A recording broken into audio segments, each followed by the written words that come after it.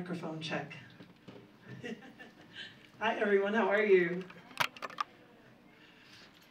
So good to see you. Thank you for being here. Thank you. I'm taking a little bit longer. So, thank you all for being here. I have one question before we start. How did y'all all hear about this? Instagram. Okay.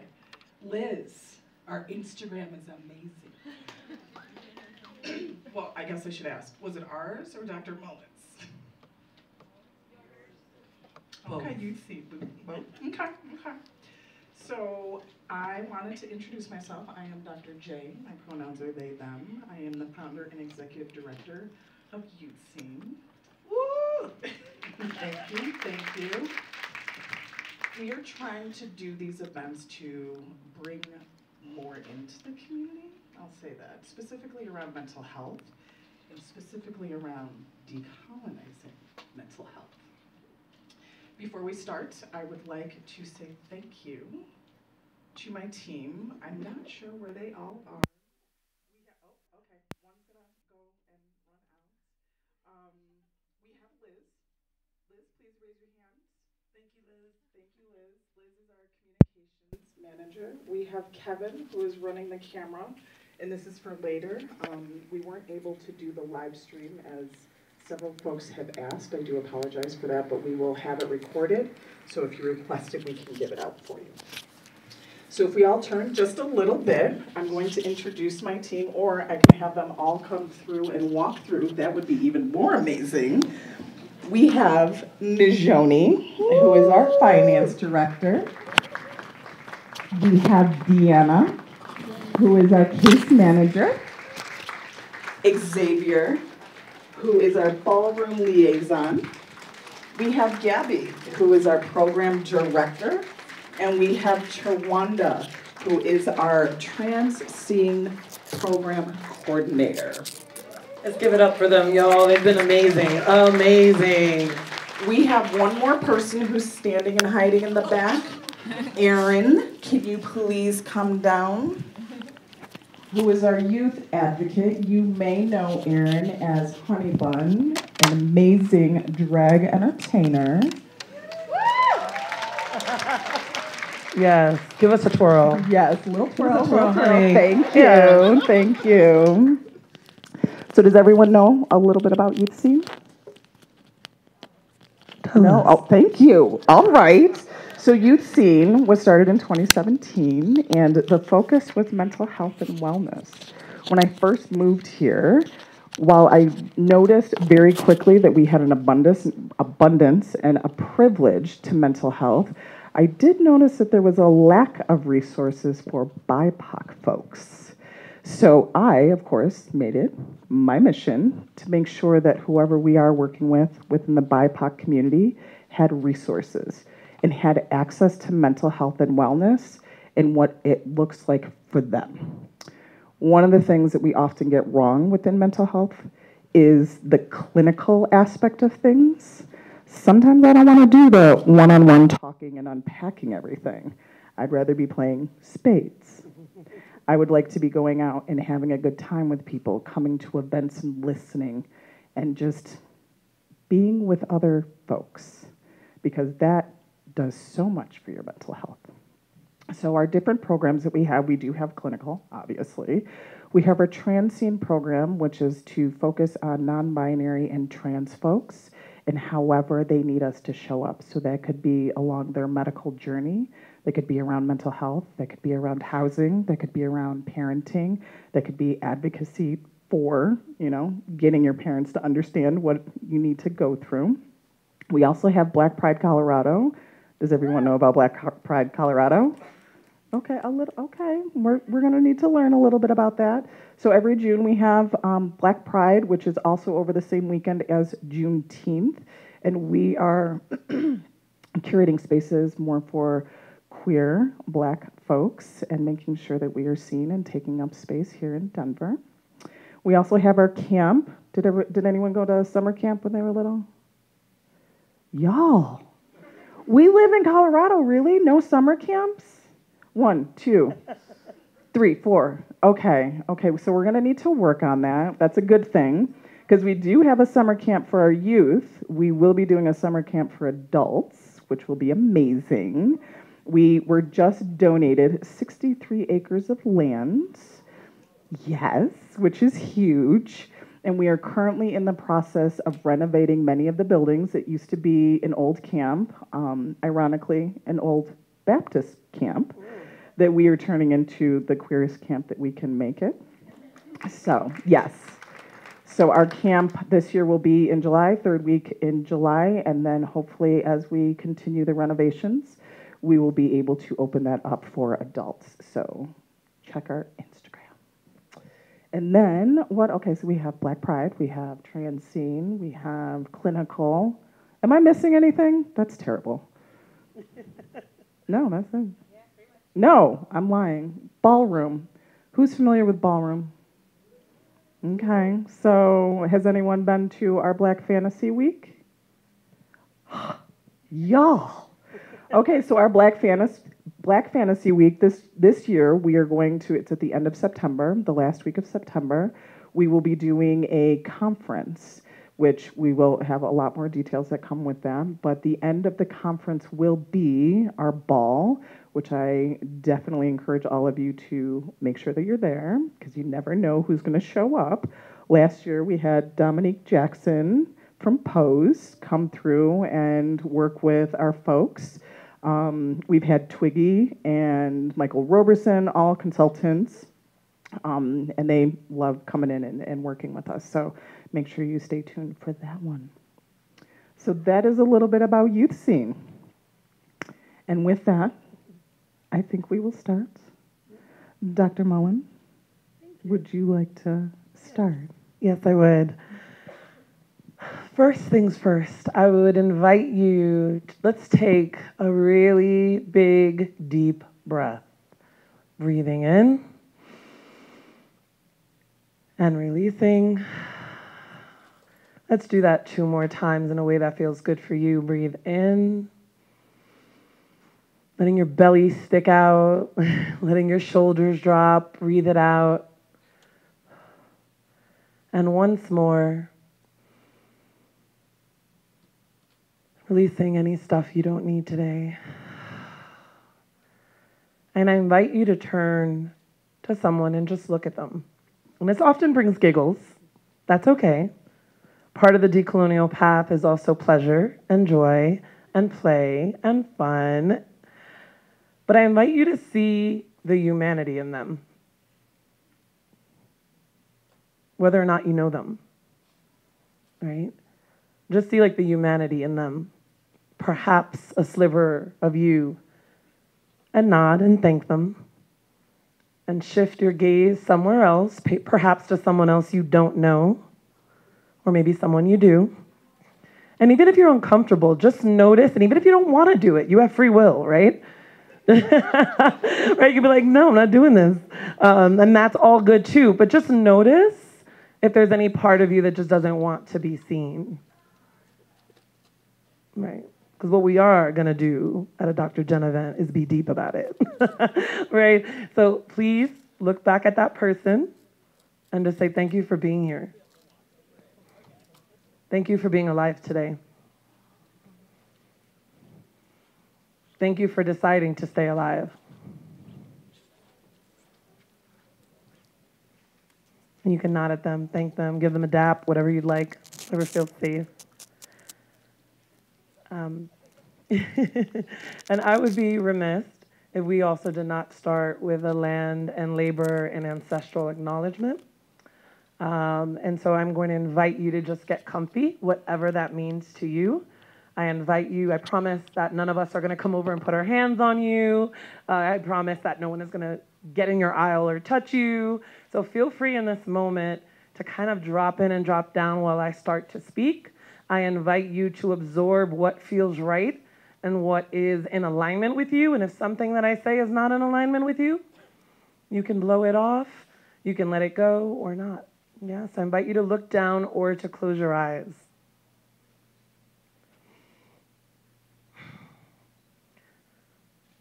And I invite you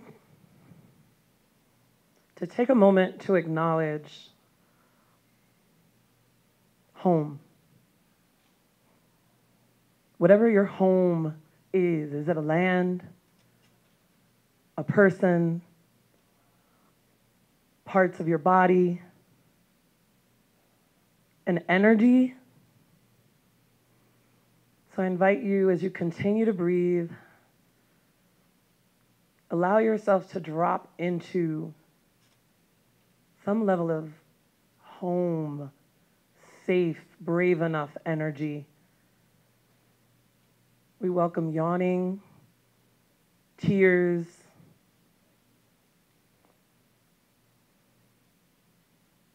and we wish to acknowledge the land that we are currently on. We wish to acknowledge that they were and are families that have been destroyed and displaced, forced to assimilate, forced to cut their hair, forced in some way, shape, or form to sever ties with ancestors that are of the land and earth, that are land and earth. May we honor tree ancestors. May we honor animal ancestors. May we honor the land and the ground that grounds us, tethers us, holds us, that gives us fruit, that also sometimes recycles carcasses and bodies. We see you. Keep breathing. We wish to acknowledge the indigenous people of this land that are still here and thriving and that have been forcibly displaced, perhaps even by this very building that has been built on this land. We honor the Lakota, the Ute. We honor the Kawa, the Comanche, the Apache people. We honor the Shoshone. And we also honor any of our indigenous ancestors and any aspects of our own indigeneity that we've been asked to bury, to stifle, to release. We welcome you back in. We wish to acknowledge my ancestors and our ancestors, many of us, of African ancestry. We wish to acknowledge the families that have been ripped apart and displaced, the level of violence of the kidnapping. We wish to acknowledge that we're not just talking about indentured servitude, but we are also talking about chattel labor. We're talking about displacing a people and attempting to remove religion, relationship, sense of self, and belief in spirit and cosmos. We wish to acknowledge all emotional labor of all Black people, particularly women, femme, and non-binary folk. We thank you. We wish to acknowledge many of our Chinese kin who built many of our railroad systems today, in particular, the Central Pacific Railroads. We see you. We wish to acknowledge the level of grief and suffocated grief that many of us continue to feel as our intergenerational and ancestral wounds are being ripped open as we continue to not only watch, but embody and feel the level of genocide and dehumanization that is occurring in the Sudan, in the Congo, to Palestinians in Palestine, to Puerto Rico, as we honor what has been happening to Mexico. We honor all of the ways and places and spaces that some of our older ancestral wounds are literally splitting open, feeling like they're going to swallow us whole, knowing that places and spaces like this is where we get to show up and resist, where we get to show up and love a little more, where we get to show up and generationally, gender expansively remind ourselves why we're here, what we're here to do, and that liberation and freedom is the only way. And part of that is the decolonial process. Continue to take a breath. We wish to acknowledge our ancestors. I invite you to think of a person, an auntie, a grandmother, a great tia, a unnamed, non-binary ancestor that there definitely was somewhere in our lineage, if not many, where it was not safe to come in, to come out, to show up, to love who we love and walk how we walk. Please sit. Yes, there's two people sitting. Yes. We invite you to feel the energy of that ancestor.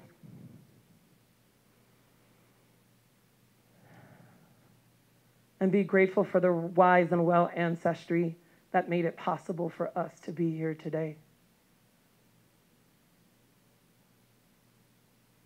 In my practice, I'd like to acknowledge also my grandfather and one of my elders, Benigno Ayarzamark. Feel free to shout out loud or to yourselves an ancestor, living or on the other end, that you would like to bring into this space or acknowledge now.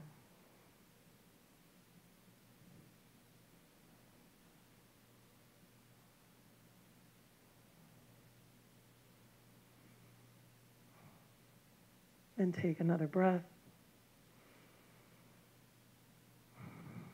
Allowing a really beautiful, fun memory to pour in from the top of your head. It could be a water gun fight. It could be playing with youth or children. It could be a consensual, healthy, likable first kiss, right? It could be getting a good grade on something you busted your behind on. It could be an act of resistance, finally pushing forth, working and being honored and occurring. And just let that feeling, right? We're doing something somatic here, energetically somatic. Let that feeling fill you up from the top of your head to the bottom of your toes if you can, and give it a color. Any color, neon orange, green, ruby red, and let yourself feel a deep gratitude for that moment of joy, of freedom, even if it lasted 30 seconds. Even if it was that first sip of coffee today, I can identify. And take another breath. Slowly wiggle your toes and wiggle your fingers. I invite you to shrug your shoulders backwards or forwards in a way that feels good to you.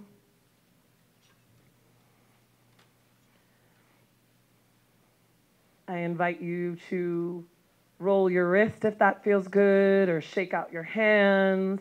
Allow yourself some contact, movement in your body.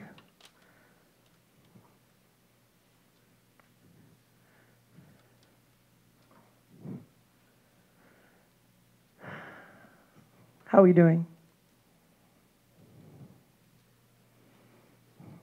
Thank you for being here.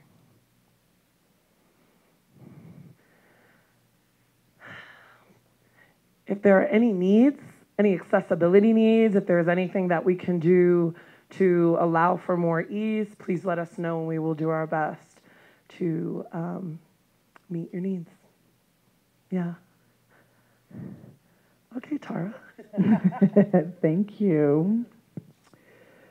So before we begin, now that we're releasing, I would like to take a moment of silence for those who could not be here.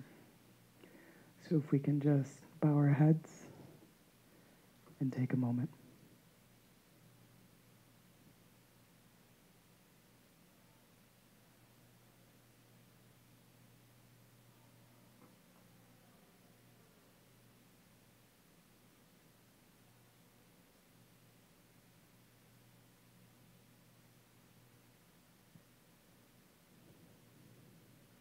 Thank you. And we're back. So, thank you for being here for this conversation. Of course. I feel like we have had many conversations, mostly over Instagram, but the fact that you were able to come here, big deal. Thank you. Thank you. This book, who's got the book? Who's got the book? Mm-hmm, mm-hmm. This book is intense and so needed. How? How did you start this? And why?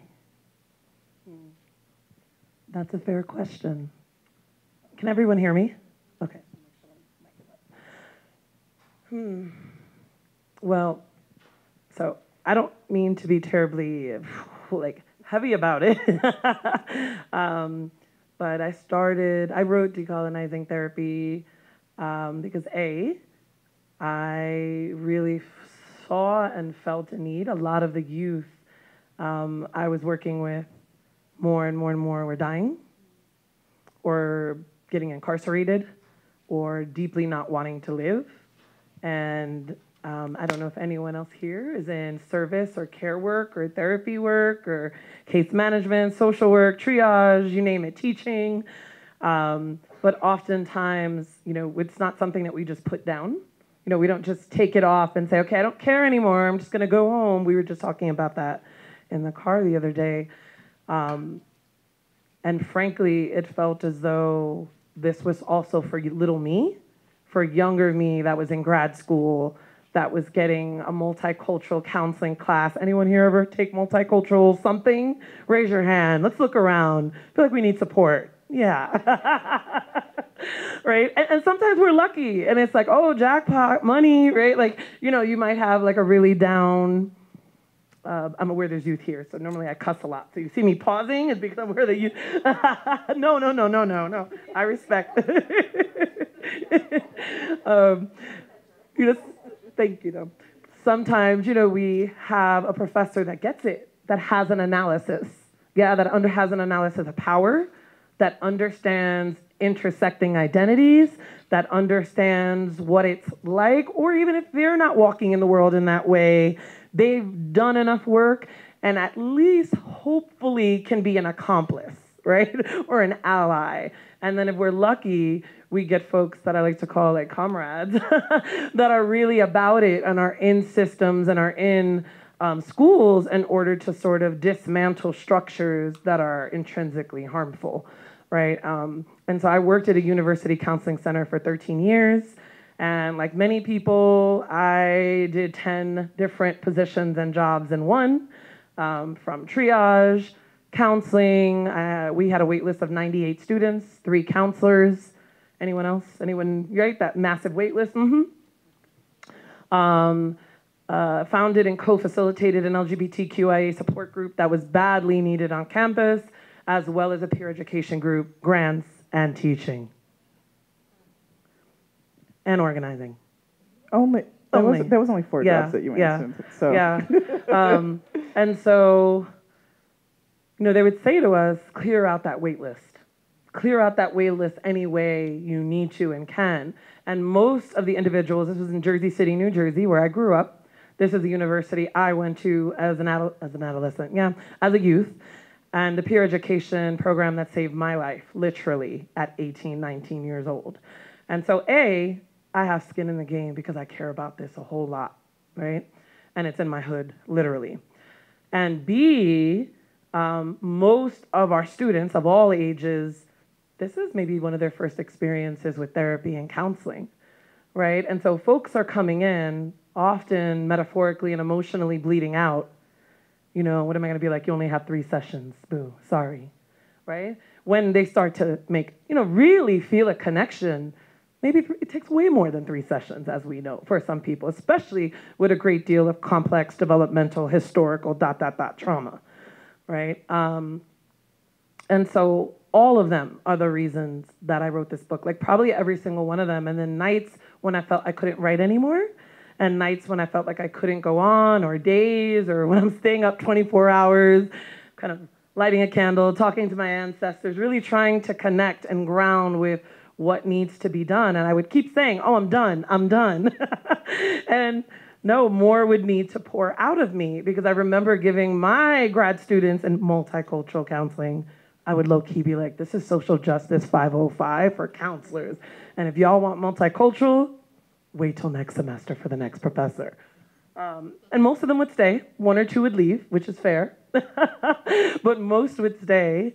And I would have to give them like 30, 40, 50 articles, because I didn't feel like a particular book or textbook. Well, number one, I didn't want to give them a textbook. That was number one. But number two, it also felt as though we really weren't hitting intersectionality. We weren't hitting, capitalism and growing up and living and trying to survive in late stage capitalism, right? We weren't talking about what it was like to perhaps witness generationally 5 members of your family be incarcerated, and then a lot of pressure be on you to be the one to survive and make it different, right? So they weren't hitting some of the issues that me and the youth that I was working with were really dealing with. And I felt like this was an ode to younger gen, but this was also an ode to any instructor, professor, adjunct, tenured professor that just felt like this isn't enough, this is incomplete, and it's not quite hitting.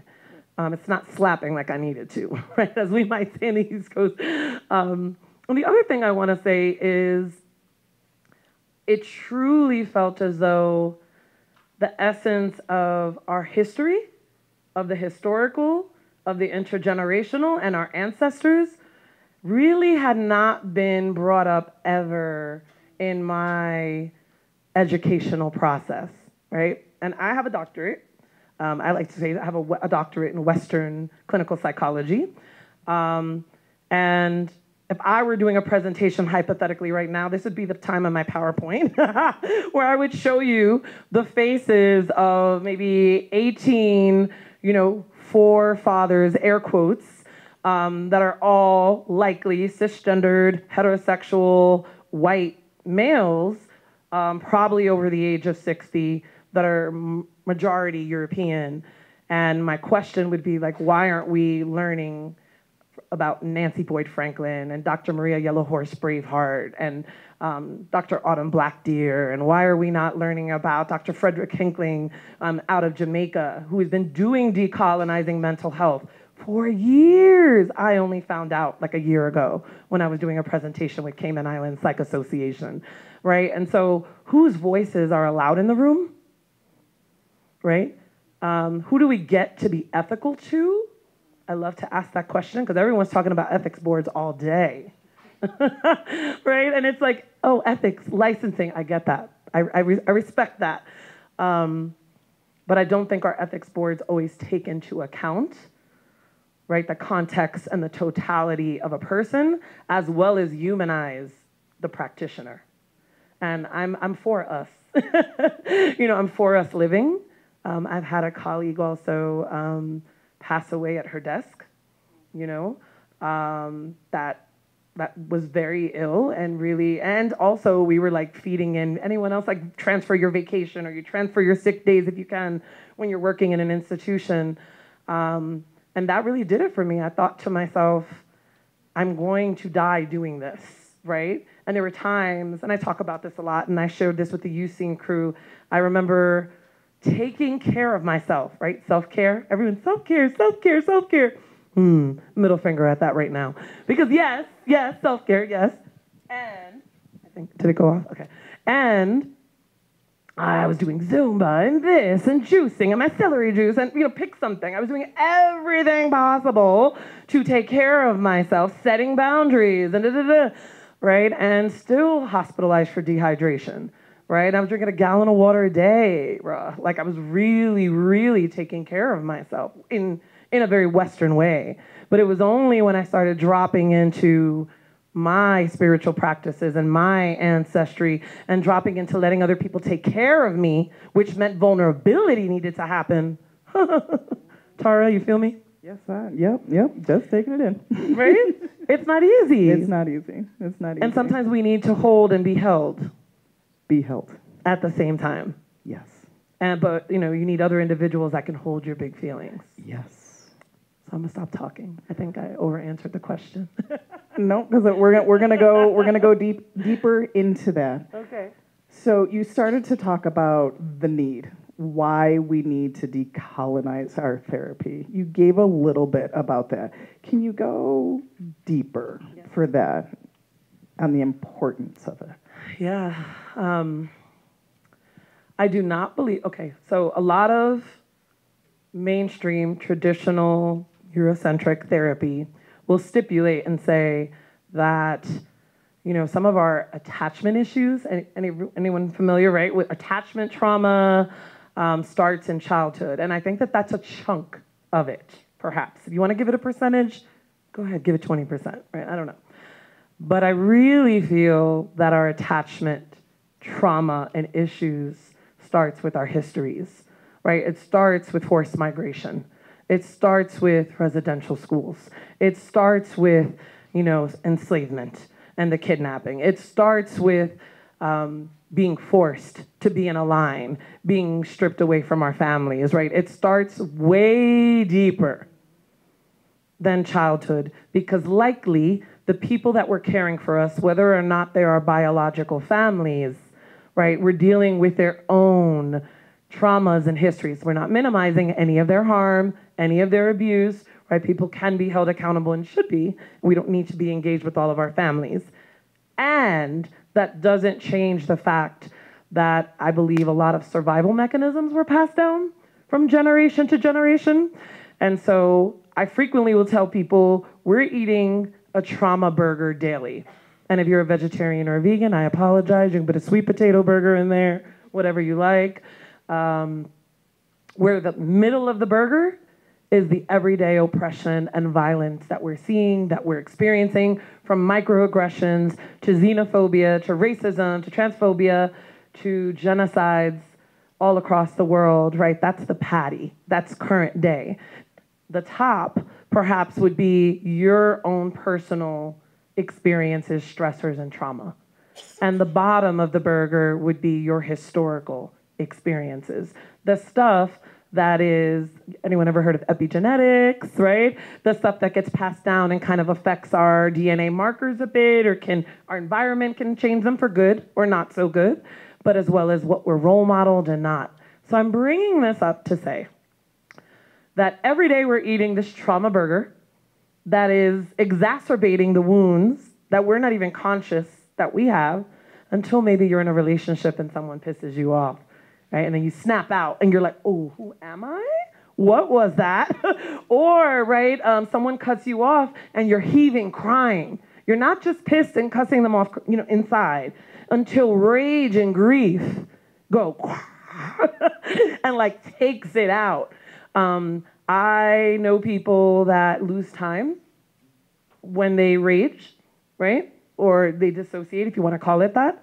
And I know individuals that go into a rage and they internalize it, and that can often look like panic attacks, yeah, and anxiety, deep anxiety, because we're not letting out the toxins that need to be released. We're not learning, we're not being taught how to metabolize our own pain and historical intergenerational trauma, nor the people that we're working with. So if you're a practitioner, you're not only eating your own burger daily, even if you put up those boundaries that they tell you to put up, wink, wink, right? We're not accountants. Well, some of you may be, bless you, right? But for those of us that work with people and big feelings, including people being unsafe or unhoused, right? Or not having enough, right? Or not wanting to be alive, then on some level, some aspect of us feels that, is present with that, and has to find ways to continue to cycle it out. Like I said, digest it, metabolize it. You can call it alchemize, whatever you want to call it. But my plea with decolonizing therapy is that we look at the root of things, right? That we understand that land back is key. point, and that this work is the cuzzo to that, is the emotional companion to land back, meaning that as maybe people are saying, I want to give land back, I want to give land. Yeah. Are you going to do it? What does that look like? Are we talking about stewardship? Are we talking about, what are we talking about? And what kind of shift does that take, right? What kind of shift does it take to begin to create pods or mutual aid, or to say, it's not enough that I have enough in my bank.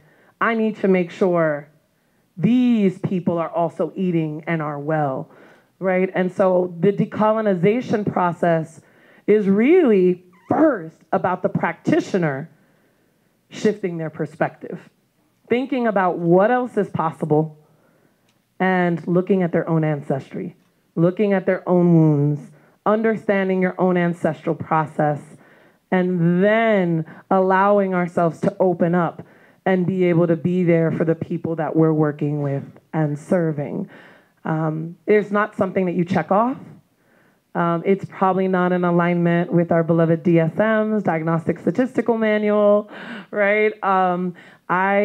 If you've checked out the book, I talk a lot about divesting from the medical model, right? So I know that a lot of people that are therapists, healers, helpers, caregivers, because I don't think that the future of mental health is just going to be therapists. I think in the next few years, right, that's going to look like peer education. That's going to look like ancestral workers working with clinical therapists or social workers. That's going to look like a number of us, and we were talking about this as well. You were summer camps. Yes. Summer camps. Summer camp. Yeah, and it's like really allowing for there to be mutual aid even within those that are helping and healing. It's a lot. 45-minute once a week. Come on.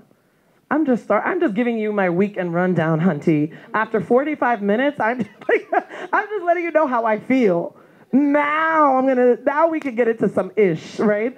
And so therapists are often overworked, under-resourced. There's not enough access. There's not enough services. It's like, what's that musical where they're like, more, please? Like you're just Oliver or something. Oliver, yeah. Great Expectations, it's one like of them. We're always asking, and if you're working for an institution of some sort, it always feels like mental health gets pushed to the back until there's a crisis. Thank you for the snaps back there. Because we know, because then it's like, okay, counseling or clinic, or what happened? What happened? What do you mean what happened, dog? Like right, you just added 2 more people to HR and another person to this and another person to that. Meanwhile, we're stopping the bleed. Like we're over here doing triage and really doing our best to save lives on a daily, consistent basis. And so decolonizing therapy is a divestment from the mental health industrial complex, right? It's an honoring that our fields of mental health have caused harm. Yeah? And that we have to acknowledge that even I have caused harm before I really had an analysis, before I was working in a different way and direction, right? And I can still cause harm, right? That we need to constantly be allowed to unlearn. And that's going to be a lifelong process, not a project. You're not a project, you're a process. So, decolonizing therapy is about upending and unrooting and unfurling that which is siphoning from us, killing us, demanding more of us than what our human bodies can really give and allow. And it's an invitation to bring humanity and healing back into therapy and mental and behavioral health. Yeah. Humanize. Thank you. I'm sitting with that. You touched on it a bit as you were talking, where you started talking about rage, and you hit the tip of the iceberg on that. What do you think we're misunderstanding about rage? What are we missing? Thank you, Dr. J. Well, I truly believe that rage can be our bestie, if you want to call it that. Can be your caretaker, your lover, your friend. And I say this in that it is so misunderstood, so deeply misunderstood. And so one of my elders and teachers, Ruth King, I was exposed to not the experience of rage, because I experienced that as a child through my father, through my own experiences as a very raging teenager. But Ruth King wrote Healing Rage, Making Inner Peace Possible, and she allowed me to take her retreat in Berkeley. I was a grad student, eating ramen, not really any money to my name. That's another form of violence, by the way, right? You know, that's another form of violence, which is loans, internship, practicum, not getting paid. Don't get me started. That's a whole other hour, okay? But right, so the more years of schooling we do, the more loans, unless you have a trust fund, right, or family that has money, that racks up. And I remember Ruth saying to me, you know, you can come on this retreat because you're needed. And I'm like, I don't have, like, she was like, whatever exchange you can give. So I helped her out and was sort of her admin secretary. And I was able to be in the Berkeley Hills with all these other people that I perceived as having money, you know, as they decided to work on their rage. And I was able to have this experience of understanding that rage is in the body, right? That it is not a feeling at all. It is an emotion, and there is a difference, and it is part of your fight, flight, and freeze, right? It's all part of protecting you and being a boundary for you, right? And so for many of us, we see our rage as something that we have to put down. If a kid starts flipping over a chair or a table, we're like, oh, and yes, we want people to be safe. But the reality is rage is saying something that our words cannot. And so I would say that rage is the love child of ancestral trauma, shame, and suffocated grief. And that rage wants an audience, and they're going to find an audience any way that it can, even if that audience is in your body, right?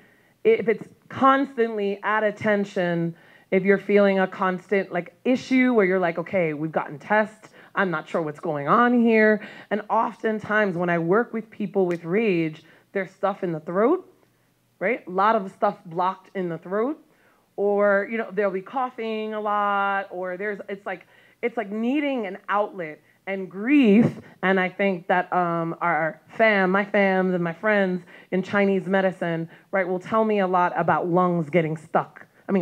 Grief getting stuck in the lungs. Yeah, and so I think that you can't have rage if you don't have grief. And there's no grief if there's not rage. The thing is, we're often not conscious of it. Can you say that again? Yeah. Which part? The rage and grief, because I'm hearing you with the understanding of the rage part, but yeah, there is a lot of shame around talking about grief and how deep that goes, but also that it can be years before it even shows up. Yeah. Talk to me about that. Well, I learned from kindergartners, you're gonna like this. I learned from kids in pre-K and kindergarten that grief likes to hide, because our youth are so intelligent, are they not? Right? If we really pay attention to what our youth are saying or what they're doing, or how they process their trauma, play, right? All the ways that youth, they cry, they tell us when they're hungry, they're crabby when they're hungry, as are we, most of us, right? You know, and this, I remember working with youth that had gone, I'm not gonna repeat the trauma because it's pretty heinous, that school had gone through a massive form of loss and death and violence. And so I'm working with kindergartners and pre-K kids because a lot of them were urinating and defecating, and really, really, really, you could tell their nervous systems were not like on themselves in the middle of the day multiple times. You could see that trauma was really trying to take hold, and we were doing our best to ensure that, yes, it might be stressful, but that it didn't turn into full traumatic, like big T trauma. Yeah. And can you pause on that?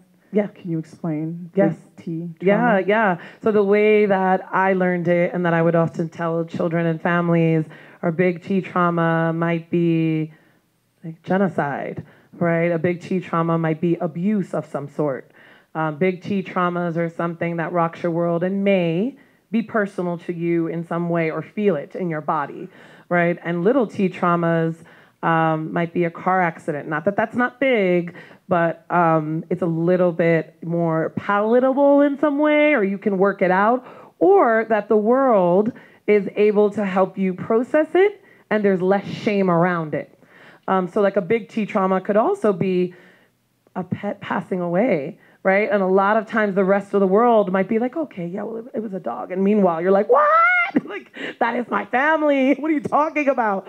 Right? There's a different level of connection. And so oftentimes there's shame around what we're grieving in that big T trauma as well.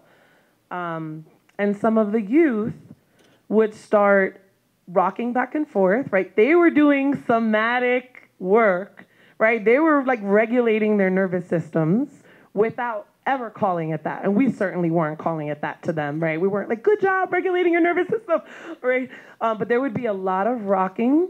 We learned what movies not to play, what movies to play. For example, don't play Free Willy. If you're dealing with youth, right? If you're dealing with any kind of loss, adoption, foster care, nope. And what I started realizing is that there were some youth that were automatically seen as quote unquote bad, problematic issues. Now, for the record, I don't think any kids are bad, right? I don't personally, I really don't. I think that they're telling us something, right? And that perhaps we're not the right container for it. Maybe we're the problem, right? Or maybe the school is, or the structure. And so some of the kindergartner first graders would want to hit things. They would want to punch things. And maybe 30, 40% of the other ones would hide, would cry a lot, would sometimes have tantrums, but generally want to hide like a little turtle, yeah? And talking with my fellow people doing this work, what we started realizing is that when we allowed them their space and we also told them what they were doing was fine, even if they were showing anger and rage, but we gave parameters. Like, yeah, you can't hit each other. That's a no, right?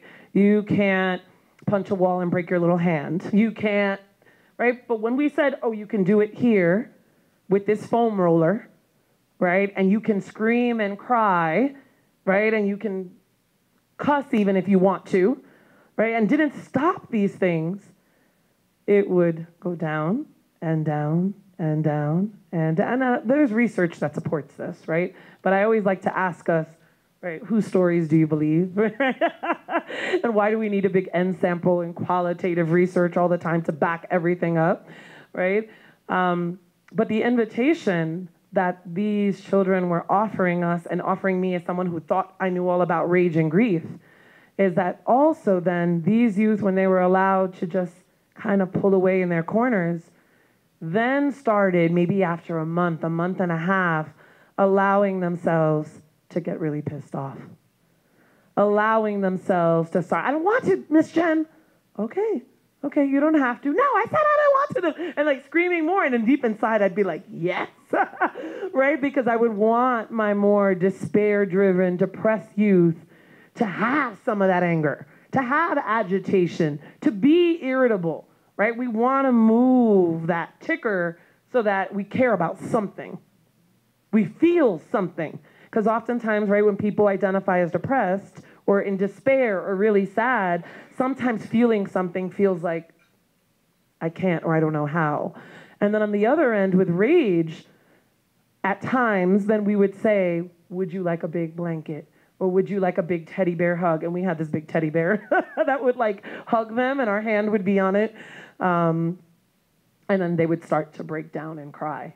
And like, you know, not just cry, but like sob, gross snot, you know, the kind that I think we all need every so often, and allowing us to witness it.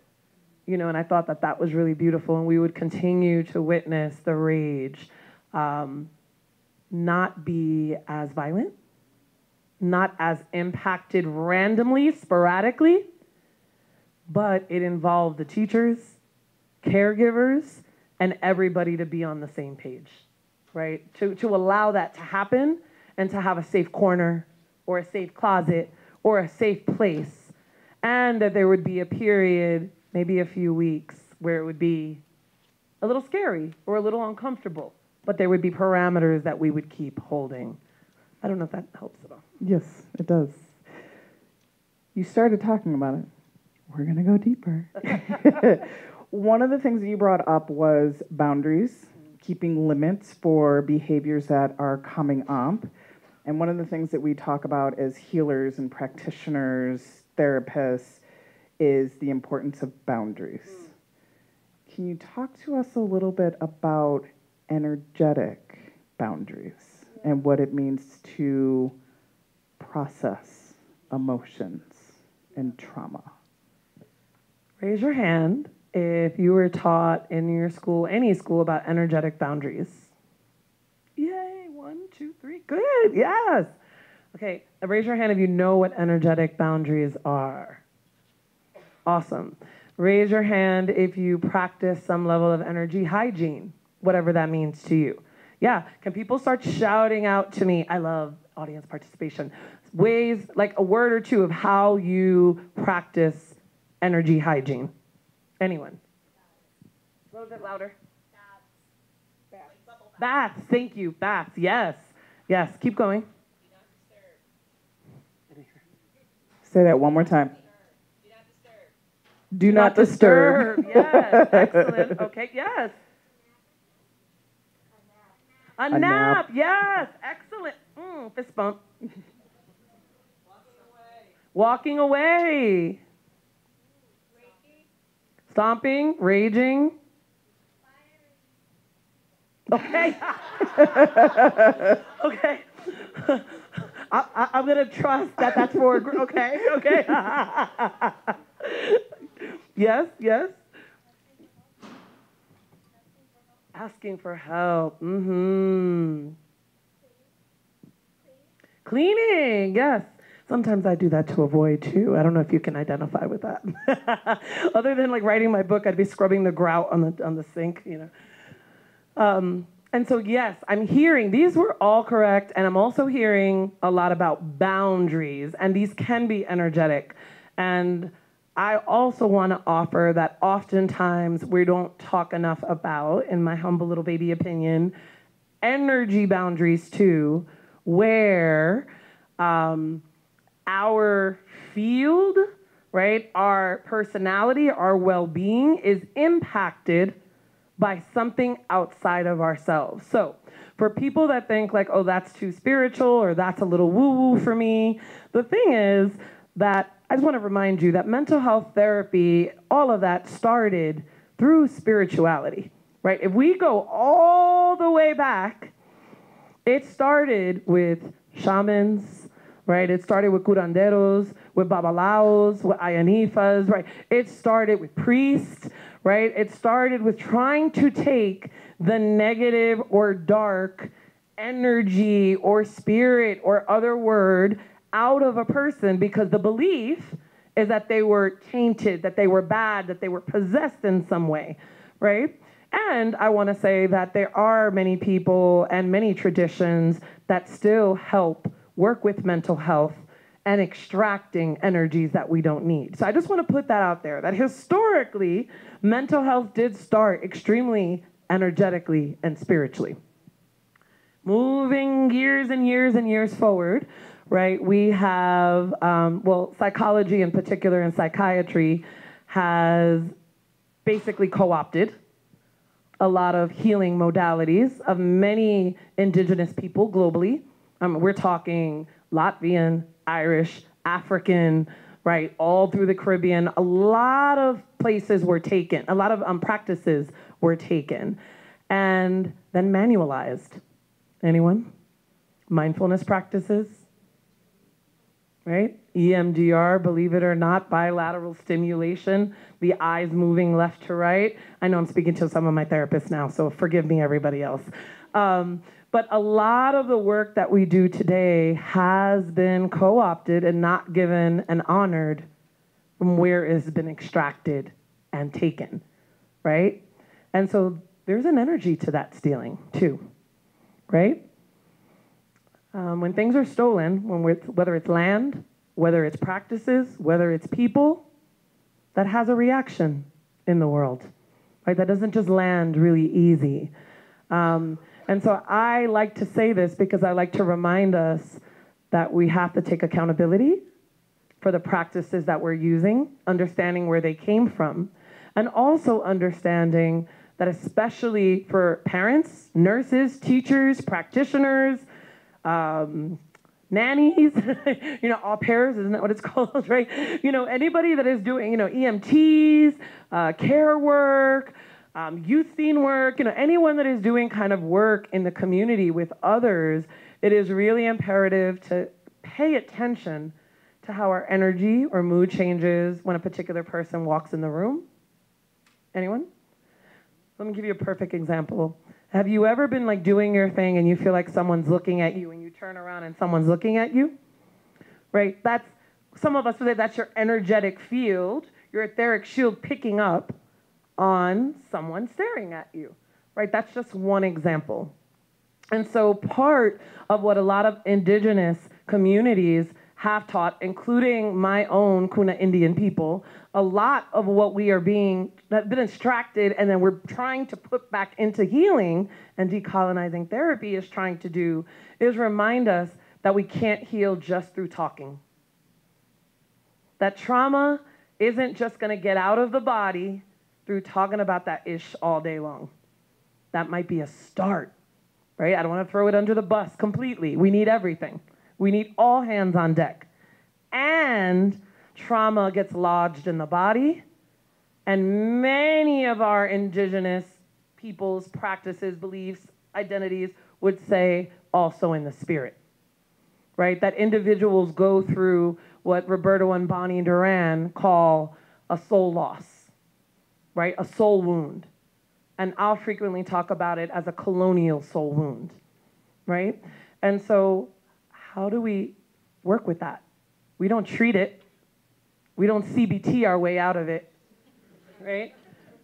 We don't do like a, it sounds like I'm being shady. I'm not, I promise. It's just my New York energy, right? Maybe I'm a little bit shady, but I promise you. So what I'm trying to say is decolonizing therapy in this work is looking at the ancestral and historical, the political, meaning everything is political, right? Whether you have clean running water, whether you have healthcare, how much you pay for it, whether your pronouns are used, all political, right? Mental health and psychological, as well as the collective, right? There's 4 points to this decolonial work. And one of them would be, how are we cleaning our energetic bodies, fields?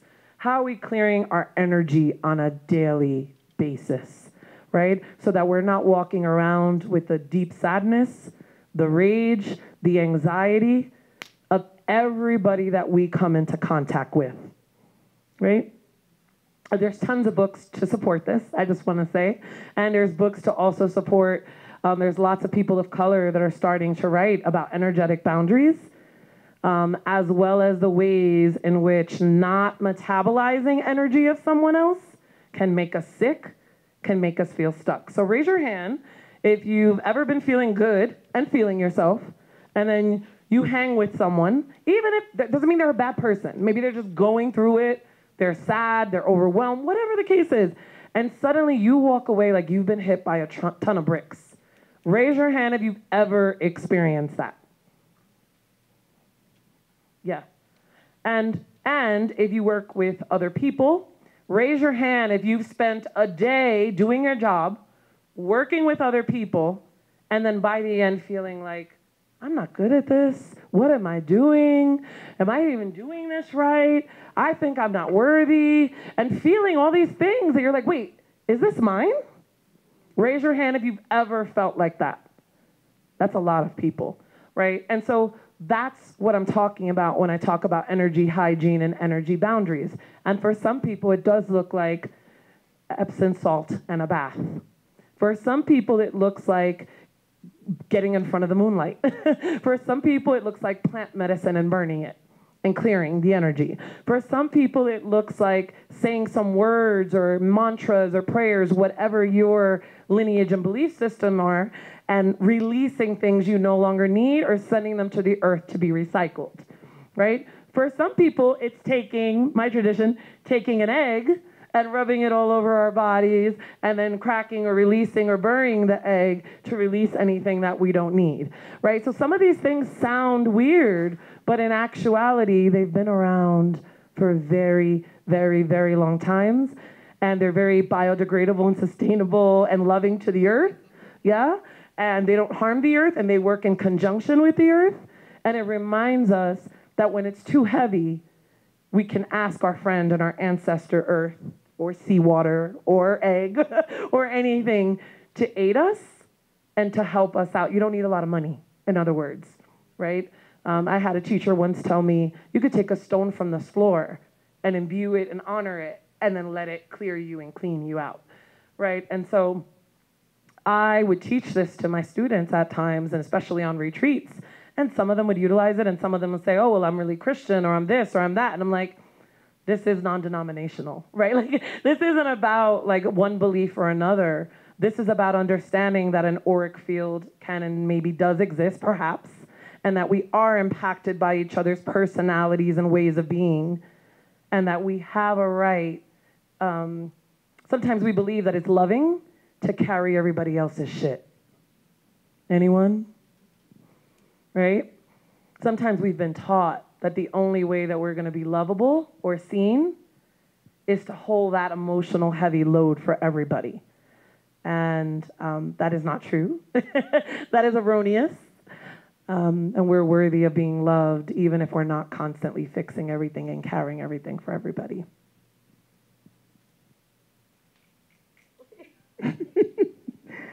Thank you. I would like to open this up to the audience because I'm sure you have some questions. Do we have any questions for Dr. Mullan? Wow. Okay. Can I? Yeah, You know, what I would love to hear is any like thoughts, reflections, struggles, like just because I feel like part of this work is asking for all of us to shift a paradigm, right? We're asking to shift something that we have been told this is the way it is, right?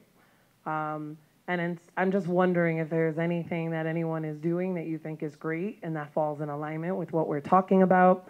I'm wondering if anyone is struggling with anything and they'd like to talk about it, workshop it, put it out there, meaning in the work that you do. And in saying that, if you do share, know that this is a safe space. And if we do need to take it out of the recording that we do have for people who are not here, we can also do that. Just let us know. And I will come around, get my steps in. Okay, who raised their hand back here? Okay, you first. Hi, my name is Eunice. I use she, her pronouns. And I am currently the DEI clinical supervisor at a community mental health center. And I really love this invitation for all of us to engage in paradigm shifts because I think traditionally DEI has perpetuated a lot of harm in that a lot of resources and energy and money all go towards privileged folks and educating them instead of going to the folks who have been harmed and supporting them and even furthering their unlearning too. And I guess my question is, how do we move some of the DEI practices and that framework to embrace more of the paradigm shifts for everyone? And how do we do that within systems that are incredibly embedded in everything, like the medical model and policy and government and everything? Yeah, that's a great question. I don't think you're the only one wondering this, asking this. And the reality is, I would be remiss if I had this plan for you, right? Because we would need to know your system exactly, where you work, how long they've had DEI efforts. I have questions, right? I have questions, honey, on questions, on questions. Generally, though, what I would say is I find that folks like yourself that are in DEI positions are dying to shift it gently another way. So the first step is ensuring you don't do that alone. And I know that sounds so basic, but the reality is that when we start to shift something that money is being poured into or a position was given, you should be happy. You're a DEI quarter, right? Like there's this energy of how could you want more? Now you want to change it again. Now you want us all to learn something all over again, right? And that's white-bodied supremacy. That's white supremacy rearing its head, saying, how dare you ask us to relearn something again, right? And this is also people of color, part of this white supremacy, right? Like this is not just, and so the first piece of that is making sure you're safe and well. And I mean that, right? Meaning that sometimes that looks like organizing on campus or making sure, I don't know, maybe the people sitting next to you now, I don't know if they work with you, but that they have your back, right? That you're in alignment, that you're meeting often, that you're talking about what's going on there. Even if you're the only one in that office or that position, is, I think, really important when in institutions like this, because I was in the ivory tower, right? Making sure that we can't just be like a jack in a box, because that's what'll happen. You'll pop out and say, this is what we need, or this is what needs to happen, and poof, you get slammed or pulled out and fired or relocated to another office or department. Anyone? Yeah? And so number one is, in my humble opinion, right, understanding and analysis of power, right? And again, we think we know, oh yeah, the power is up there. But like, does your boss have the power? Is it really your boss's boss that has, like, where is power allocated within this system? Like really being clear on the arrangement of power in an organization. So that's number two. So number one is get support and really build community. And that could sometimes take a year, right? This is not quick work. Think of the ocean, right? Like, yes, it can take out, but there's also damage. And so I like to find that it's often needed to slowly kind of erode the sediment, create, soft glass. And with that, making sure that you're held and sustained and that you're not the only one speaking out. As I said too, start getting curious about power. Start getting curious about who might be the best mouthpieces to speak up. Maybe it's not you. Maybe it is you, but just getting curious. And then on a third level, asking ourselves, and I know this is a hard one, and I'm being honest, can this place, institution, can it decolonize? Does it belong here? Right? I'm being real.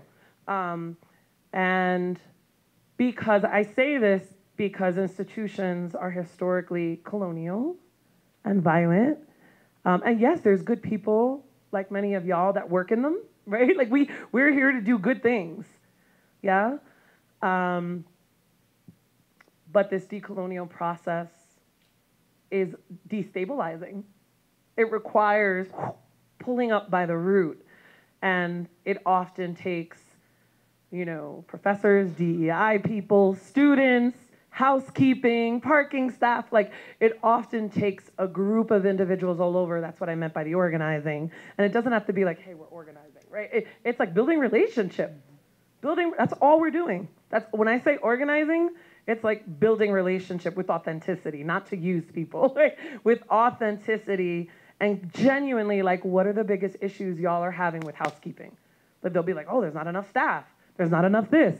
We have to clean this many offices, right? So the issue shouldn't just be for professors, no shade for you professors, right? What about housekeeping? What about parking? What about cafeteria staff, right? What about the students? What do they need? So I would say that we start with issues from the bottom, and this comes from my organizing background, clearly, right? We start with the bottom and then work our way up. And then we will find that individuals be more likely willing to engage with us and trust us when we're willing to spend time and energy on issues that are outside of our own. So I know that was a lot. And the positive, I want to say the positive to this, you're actually building community. The beauty is that we'll realize that it isn't just about the outcome, right? The beauty is along the way, we actually start liking our work a little bit more. The beauty is along the way, we start asking hard questions and realizing that, dang, I might not have answers, but you know, we just had a great, you know, interaction, and now there's 15 of us meeting every other Tuesday at 1, you know, and there's a different vibration, a different energy in what we're doing. And small things can be tackled first, and you can witness how administration or your bosses handle them first with small things before you go for the jugular and rip out the throat of the institution. Thank you for your question. We had more questions back here. Okay. Hi.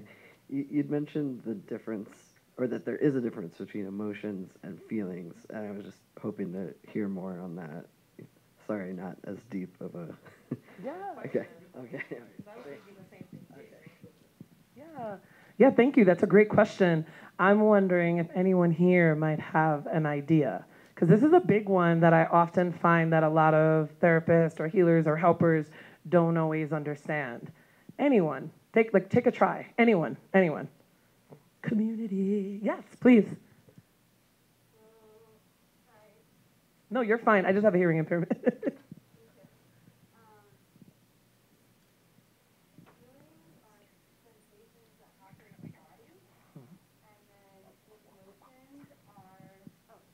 Thank you, Tara. Can you hear me? Yes. Okay. Feelings are sensations that happen in the body, and then emotions are like the interpretation our brain makes out of those feelings. Okay, thank you. Yeah, we're gonna keep adding to this. Anyone else? Any other thoughts, feelings, reflections around this? Thank you. Come on. It's really, think about it. Yes, yes. For me, I'd say that it's like, when I'm in a conversation with a partner or something, I might say like, I'm feeling disconnected from people. And the emotions behind that are like maybe sadness or loneliness. I might be feeling like I'm not getting a lot of your attention. So the feeling is actually like the behavior or the relationship or the interaction that's like outside of me, and the emotion is something that's kind of happening inside of me. Yeah. That's been my distinction. Yeah. Keep going. So I wrote this. I'm trying to find this. I wrote this blog on the difference between feelings and emotions. So I want to try to find the URL or something so I could like give it to you all as well. This is good because the reality is that oftentimes we're not allowing ourselves to understand the difference between a feeling, which is rather fleeting, right? It is often buried and steeped in our own perceptions, in our own experiences. Yeah, does that make sense? A feeling, I don't want to say it's not real, but it can also be an illusion. Yeah? Where an emotion are some of the primary emotions, like rage is an emotion, right? Sadness is an emotion where it comes from the body as well. And it's literally filters throughout the body, and it's a way that the body finds a way to protect itself, right? And so feelings, we could feel them, but they're not as powerful as emotions, and they don't have as much factual, intellectual information as emotions do as well. Did there something? No, did I answer that? Oh, yeah. Okay. And I'm gonna find the article and send it to y'all, or Youth Scene will send it to you all. We'll send it out. Yeah.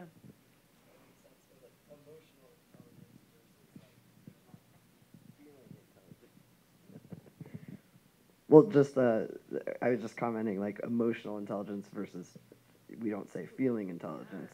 Emotion has more maybe objective something to it. Like. Yeah. Yeah. Yeah, that's right on. Yeah.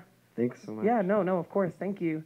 Yeah, even that I find that sometimes I'm spending like a whole class teaching that, right? And helping people understand the difference. I sometimes think that like within mental health, psychology, social work, we need to slow down a little bit. You just need to slow down. Like we're immediately wanting to learn the how and how do I change and how do I treat. And that's because we've been conditioned to believe that it has to be like that. We're conditioned to believe it has to fit a model or a theory. And I remember when I interviewed for my schooling and education, I'd be like, I conceptualize psychodynamically, but my interventions are cognitive to behavioral, right? Like, why do I still remember that? It's imprinted. It's like the Gettysburg Address. Like, why do I know that? Why did I have to study that in 8th grade? Like, why? Like, it's just seared in my brain, right? And it's because it's like we had to know and you had to pick something, and being integrative or eclectic or a little bit of certain things was not seen as strong for interviews. I know for me anyway, with the psychology, right? With a PsyD. And so the invitation is like, I love a question like that, right? Like we get to slow down a little bit. We get to also not know and have an answer for everything, right? I love being able to sit in front of someone and be like, I don't know. Or I don't remember. And then he'd be like, oh, Dr. Jen, it's okay. And I'm just like, no, I don't remember, man. Like, I don't, you know? And so, like, I often tell people, like, what would it be like to bring more of who you are into the work you do? No matter what you do, right? What would it be like? It doesn't mean you have to do it. What would it be like? That doesn't mean you're sitting there talking about your last breakup. That doesn't mean you're sitting there being like, I have this much in my bank account, and I have this, and I, right? But there are times when I have received the most as a client, personally, has been when the person in front of me has at the right time and at the right place decided to share something of their own lives and see me and reflect and remind me that I'm not alone in something and that they've dealt with da-da-da-da-da. And half the time, I'm not hearing what they're saying. I'm probably crying and sobbing because it's such a, you know, a vulnerable experience. And I believe that's part of what this work is and the invitation and the shift is as well. I'm inviting everyone to be more vulnerable, right? I'm inviting us all to step in a bit more into vulnerability, into imperfectness, into big feelings, you know, and into saying that we don't have all the answers. Jen doesn't have the answers, but maybe we could figure it out in tandem.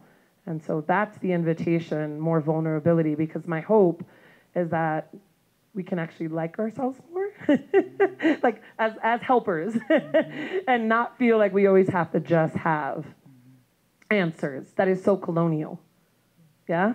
So rigid and colonial and binary. And I'm always saying, binaries are boring. You know, it's so like, is it this or that? Is it black or white? And it's like, no, maybe it's all shades of purple, you know? I think we have time for one more Two question. more. I want to leave time for people to come and get signed books. Oh, that's right. Unless we don't need to do that. Okay. What was it? One more thing, emotions are also often unconscious. I just wanted to say that. I almost forgot that. Emotions are often very unconscious, where feelings are a lot more conscious to a person. Hello. Hello. My name is Summer. I volunteer with YouSeen every now and then. Every time you guys have something going on, I try to volunteer and spend my time doing really, really great work for this organization. Pronouns are she, her. And even with me right now being 30 minutes late to this discussion, I feel like you haven't even skipped a beat, because what you are discussing just brings out big feelings in me that I can't really explain. So I want to know your thoughts, because while I'm listening to you guys discuss this idea of decolonizing therapy, even going into therapy is very generational, right? A lot of us here are in certain generations, right? Millennials, Gen Z, maybe a few Gen Xers, not a whole lot of boomers. And that just brings me to the fact that when you start doing this work in whatever capacity you can, you don't always see eye to eye with your family. I come from, I'm half Black and half Persian. My dad is an immigrant. My mom is American Black, and both come from trauma. And when I moved here, I moved away from that to the point where I can be more objective about my childhood and my situation and start to understand like where my rage came from and why. And then also understanding systematic oppression, right? And how that affected not only my mom, but my dad and their parents, you know, and my dad's fleeing from a different country because he protested against the government, and the trauma that his own family faced. It just all literally trickles down. It seems the only trickle down economics is trauma. I swear to God. So I guess with all Somebody of that, quote them. yeah. So with all of that saying, it's like there's all this talk on the interwebs about people having to cut off their families, and parents don't seem to understand why are my children not talking to me? Why are my grandchildren not talking to me? Why are some parts of my family not speaking to me anymore? And so I'm really interested in your thoughts about that, because my toxic trait is I can cut anyone off. I don't care who you are. But it is, but at the same time, I am who I am because of my parents. My problem with them is that they cannot take accountability themselves. They are not doing that hard emotional labor, that work. And we know what that is. But it's like, it's very generational in whether or not you can do that work and then start to process your actions and how you've trickled down trauma. And I personally want all of that to stop with me. So what are your thoughts? I think that you beautifully explain the conundrum that a lot of us ride in, right? Like surf in. Raise your hand if you can identify with one aspect or many aspects of what this sister just shared. Yeah, right? And again, my answer is going to be ambiguous as fuck because, oh. I was doing so good. Oh, my bad, little ones. I said it with love. It's a part of the healing process. This is why I don't babysit for the little nibblings in my life, because if they start saying things, at least they have fun with me. But let me drop in for a second. So when you were talking, what I felt was a deep need, again, like kind of what we started, and it's okay that you're 30 minutes. You're in time, right? In time, not on time. Time is also a colonial construct. So you came exactly when you needed to, and you're hearing what you needed to hear. Thank you. But what I want to say is I think that a lot of us deeply long for that home or family or whatever health or healthy is, whatever getting it is, nothing.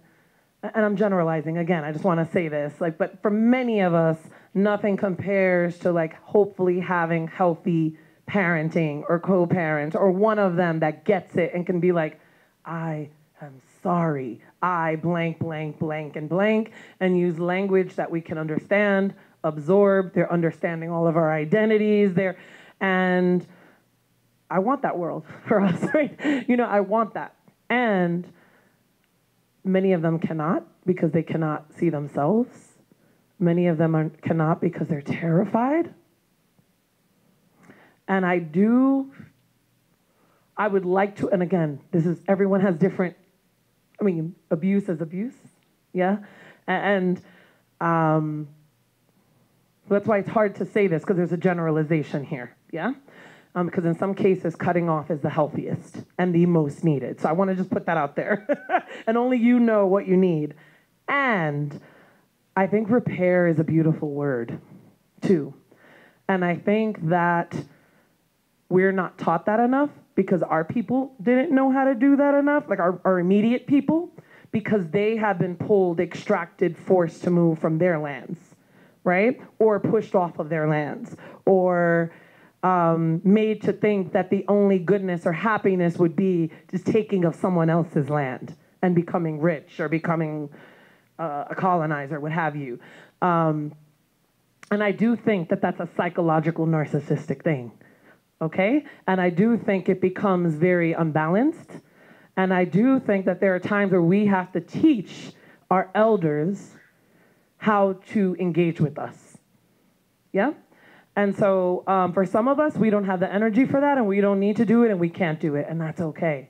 For some of us, it feels disrespectful to try to tell an elder, you're not gonna pull that with me, because they're gonna take off their chancla, whatever, you know, they're gonna cuss you out 8 times since yesterday, whatever the case, depends on how we grew up, right? But what I can say is, even having a lot of fear for my parents and family, and it is not always an easy road, because my mom will still say things that I'm like, well, what did you say? Like, you can't say that. Like, well, where did that come from, you know? Other times she'd be like, oh my gosh, there's always another word. There's always something that, right there, like a minimizing, yeah? And then other times she'll call me and say, I think the person that's serving us right now has other pronouns. What do I say? How do I ask? And I'm like, oh, that's good, Ma. Like, I mean, I want her to handle it a different way, but you get the point. Like, for 75, okay. I don't rep you. But what I want to say is, I think my flow is, I ask myself, right? Am I wanting my parents to parent me when they haven't been able to parent themselves, right? When they've never been parented? Have they ever experienced love? Was it okay for them to be vulnerable? Was it okay for them to disagree, right? And half of them, the answer was no. So I do think that some of our generations that you mentioned know how to do the emotional labor, right? And I think a lot of us are put here for that, right? To have that emotional EQ intelligence. And I do think that some of our elders are still dealing with the traumas of displacement, are still dealing with the traumas of not fully being in their bodies, still to this day, overworking to the bone, yeah? And some very patriarchal, heterosexist, right? Binaries and behaviors that keep us not wanting to be close to some of them, right?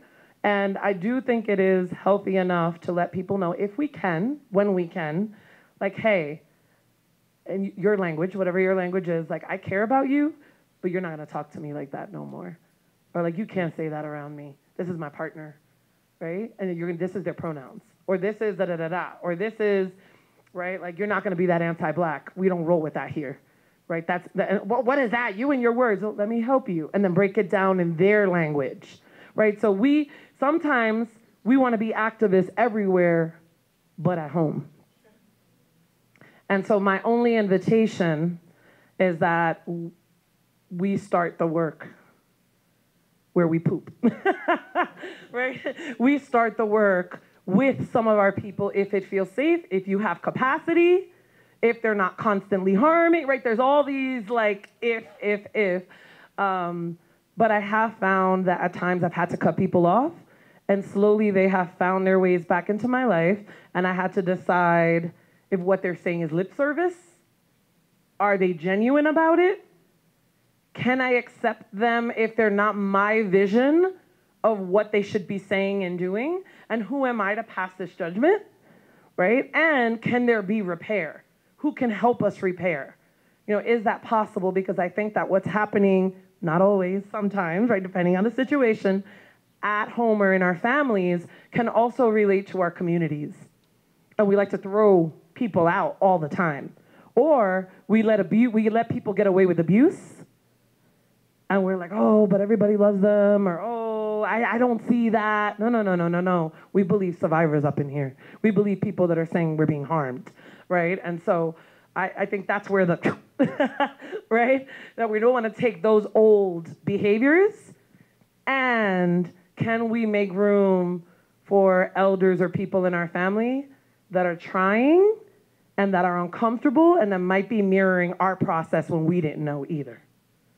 That's just some of my thoughts. All of it is a generality. I just want to say that. Yeah. Thank you so much, Dr. Mullan. Can we give a warm applause?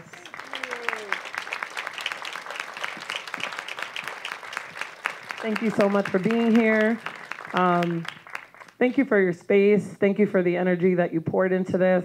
If I may, I'd like to wrap up with like a 30-second tapping to ground us. Before you do that, Mm-hmm. before the grounding, I would like to tell y'all we do have books for sale. They are going to be out front, and as soon as we wrap up, we're going to give Dr. Mullan about 5 minutes, and then she will be out front signing books.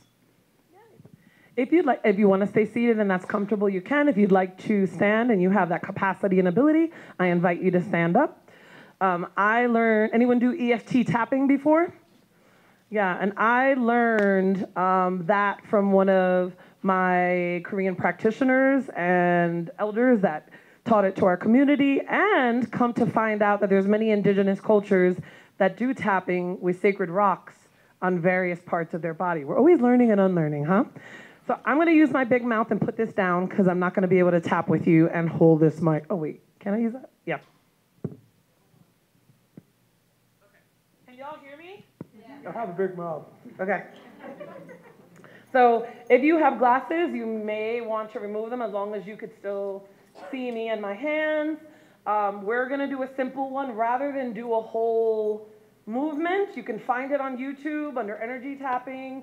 Really helpful also for youth and really good to do in the shower and cry.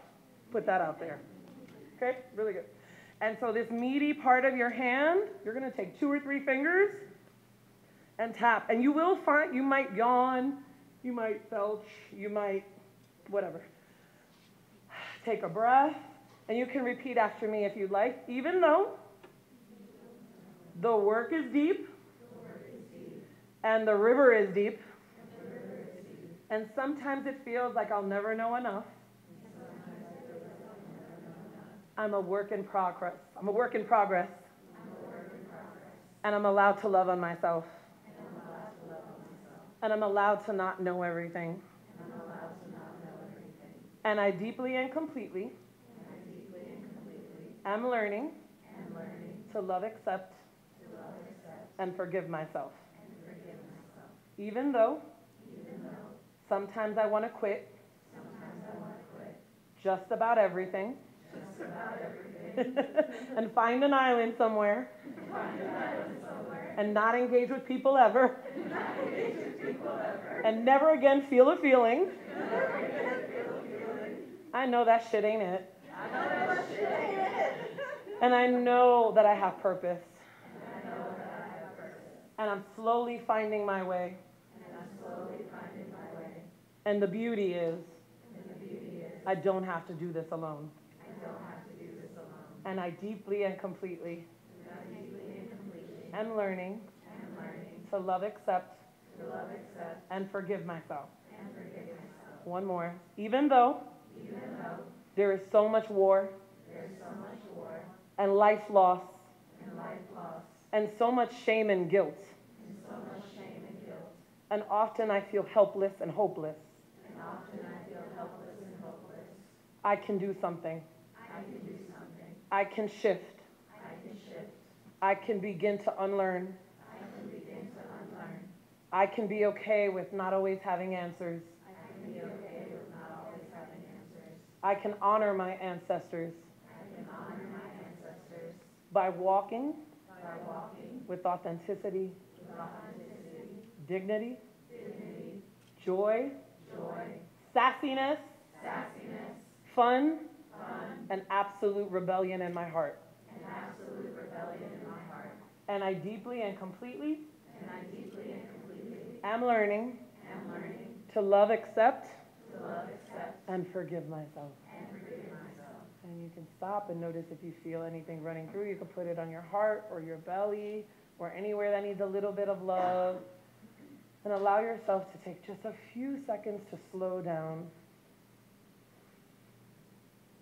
And allow yourself to be grateful for one thing in this moment. One thing. Be anything in this world.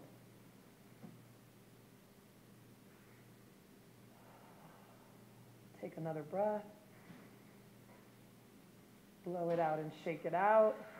Shake out your body. Make a sound. Maybe do a little scream. Another ragey scream. Let's give it to what are these, Botanical Gardens? Let's give it to Denver Botanical Gardens. We're going to do scream if you'd like to. And if you don't want to, you might want to, right? Ready? 1, 2, 3.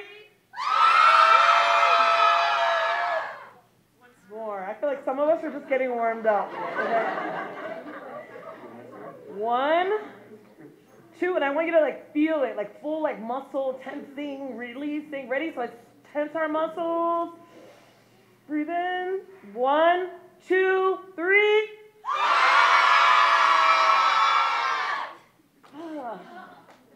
Thank you. Turn to someone and say thank you.